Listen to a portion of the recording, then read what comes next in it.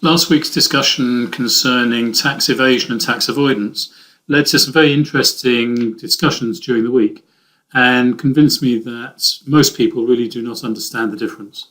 So this week I thought that we would look at the funnier side of VAT. It is complex and illogical, and as Winston Churchill said, there are no good taxes. The origin of VAT dates back to 1973, when Britain joined the European Economic Community, and VAT was introduced on All Fools' Day 1973.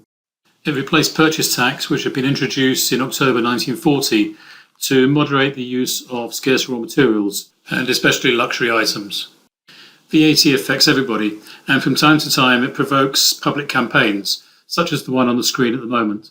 This one was orchestrated by The Sun and was a campaign to get the rate of VAT on tourist attractions reduced to 5%. This story paints an interesting picture of a meeting that possibly took place in Downing Street. Anyway, I'd now like to turn to some items which show the inconsistencies of VAT and also the complications. My first example is the humble Jaffa cake, which it turned out is a cake. This is important because it means that at the point of sale it is zero rated.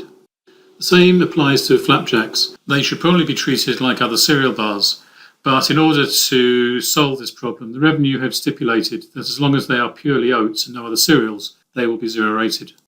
Cereal bars which are generally sweetened fall within the definition of confectionery as shown on the screen just now. They will therefore be standard rated, but let's look at some other examples. Caramel shortcake, otherwise known as millionaire's shortcake, is a cake and therefore zero rated. Shortbread fingers covered in chocolate are biscuits and therefore standard rated. There are also inconsistencies when it comes to meat for human consumption. All dead meat for human consumption is zero rated, but the sale of live animals is generally zero rated except for horses and kangaroos. Ostriches, on the other hand, are zero rated.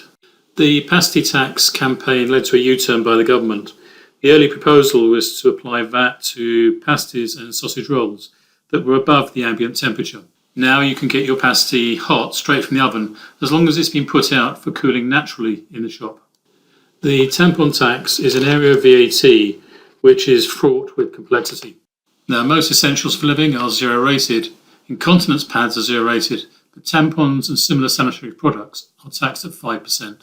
This leads us nicely into a consideration of what other items are subject to VAT at 5%.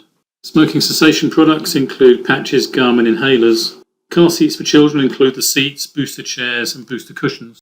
By contrast, prams and pushchairs are standard rated. There isn't much logic to tax, and I think VAT is a good example. It's right that it was introduced on All Fools' Day. My name is Alan Long from the Long Partnership, making life less taxing.